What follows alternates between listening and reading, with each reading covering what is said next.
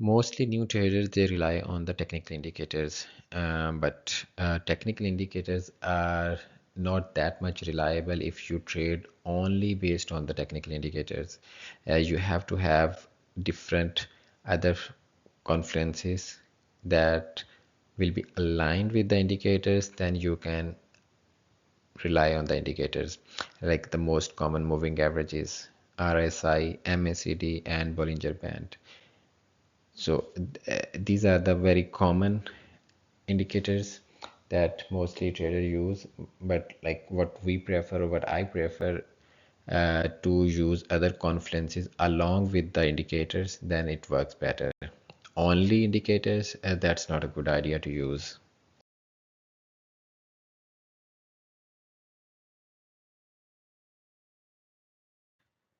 Now let's talk about moving averages. Most people use moving averages like a magic signal. Price above means buy, below means sell.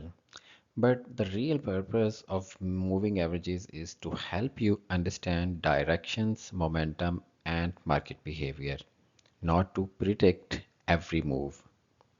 A moving average is simply the average price over a certain number of candles. For example, a 50 EMA reacts faster to price while a 200 MA shows the bigger overall trend. One important mistake beginners make is using moving averages alone. You should also watch price action, market structure, support and resistance, and how price react around the MA, not just touches it. And remember, moving averages work differently in trending markets and ranging markets. In a strong trend, they can act like a dynamic support and resistance, but in sideways market, they can give many false signals. What is MACD? MACD is not just a buy and sell indicator. It's mainly used to measure momentum and the strength behind a move. MACD compares two moving averages, usually the 12 EMA and 26 EMA, and then creates a MACD line that gives us the signal line. When momentum becomes stronger, the MACD expands. When momentum becomes weak, it contracts. One thing many traders misunderstood is crossovers. A crossover alone is not a strong signal. You should watch where the crossover happens, the market structure, trend direction, and whether momentum is increasing or fading. Also pay attention to divergence. If price makes a new high but MACD makes a lower high, momentum may be weakening even though price is still rising. Same ideas for the bearish markets. And another important thing, MACD works much better in trending markets. In a choppy sideways condition, it can give late entries and multiple fake signals. So don't use MACD to predict the market. Use it to understand what the market energy is doing behind the candles. RSI. Many traders use it for the trading purposes. RSI is mainly used to measure the speed and the strength of price movement. Most beginners only look at overbought and oversold levels, but RSI is much deeper than that. When RSI goes above 70, it doesn't automatically mean a trader have to sell there.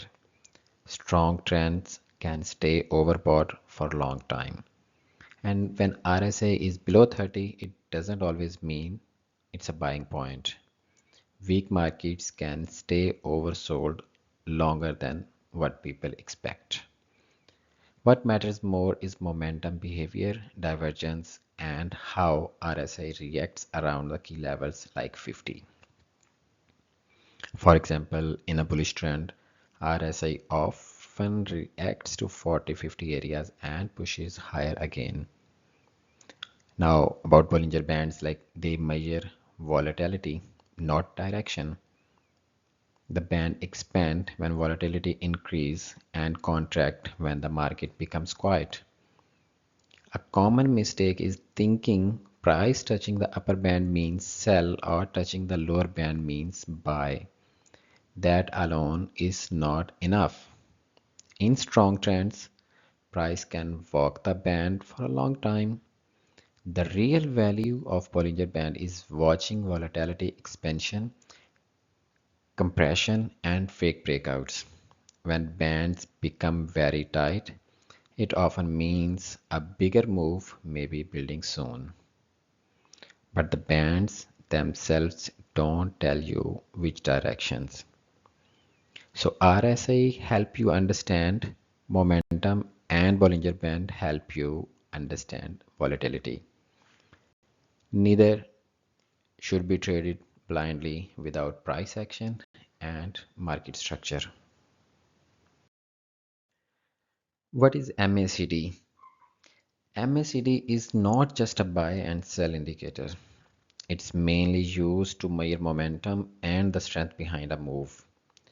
MACD compares two moving averages, usually the 12 EMA and 26 EMA, and then creates a MACD line that gives us the signal line. When momentum becomes stronger, the MACD expands. When momentum becomes weak, it contracts. One thing many traders misunderstood is crossovers. A crossover alone is not a strong signal. You should watch where the crossover happens, the market structure, trend direction, and whether momentum is increasing or fading. Also pay attention to divergence. If price makes a new high but MACD makes a lower high, momentum may be weakening even though price is still rising. Same ideas for the bearish markets. And another important thing, MACD works much better in trending markets.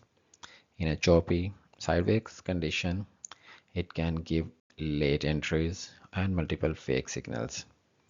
So don't use MACD to predict the market. Use it to understand what the market energy is doing behind the candles.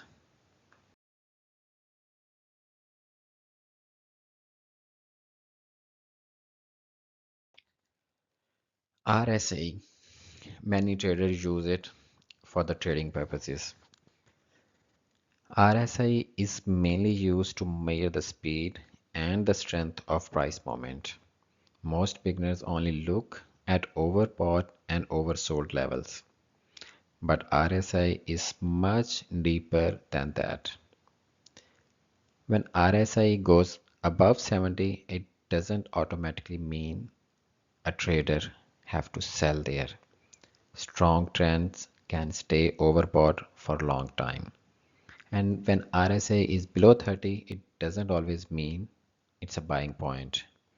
Weak markets can stay oversold longer than what people expect. What matters more is momentum behavior, divergence, and how RSI reacts around the key levels like 50. For example, in a bullish trend, RSI often reacts to 40-50 areas and pushes higher again. Now, about Bollinger Bands, like they measure volatility, not direction. The band expand when volatility increase and contract when the market becomes quiet. A common mistake is thinking price touching the upper band means sell or touching the lower band means buy.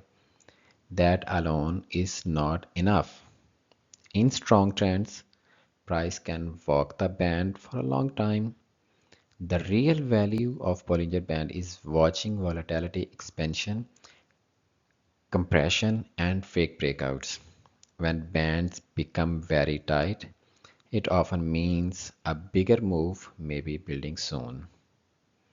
But the bands themselves don't tell you which directions. So RSI help you understand momentum and Bollinger Band help you understand volatility. Neither should be traded blindly without price action and market structure. Most traders don't actually have a trading plan. They have random ideas, emotional entries, and hope. And without a plan, the market will eventually expose every weakness you have. A trading plan is basically your rollback. It tells you what to trade,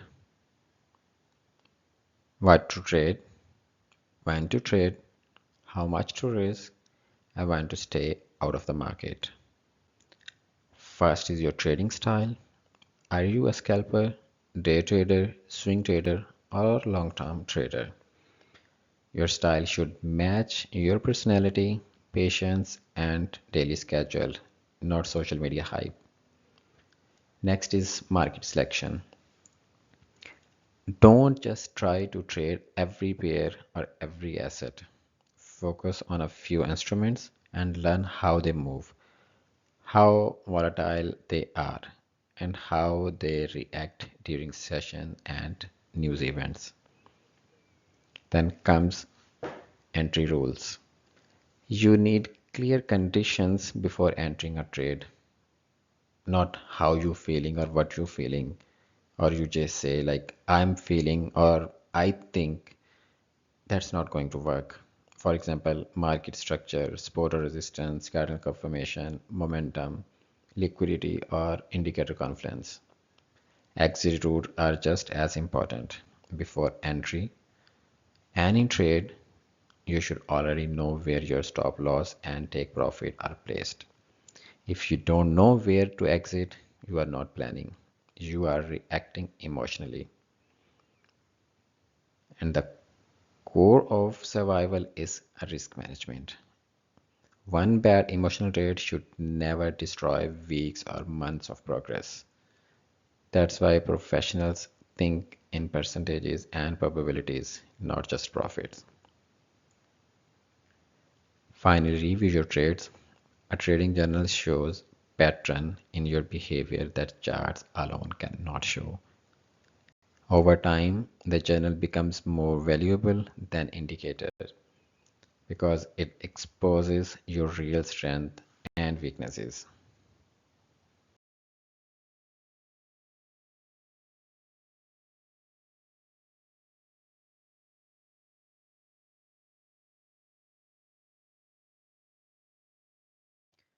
Join our Discord community for more trading education, market discussions, and learning resources. Scan the QR code on screen to join. And one last important information. This content is provided for educational and informational purposes only and should not be considered financial, investment, or trading advice. Trading financial market involves significant risk and losses can exceed deposits. All trading decisions are made at your own risk. We do not guarantee profits, income, or specific results. Past performance does not guarantee future outcomes. By using this content, you acknowledge full responsibility for your own trading and financial decisions.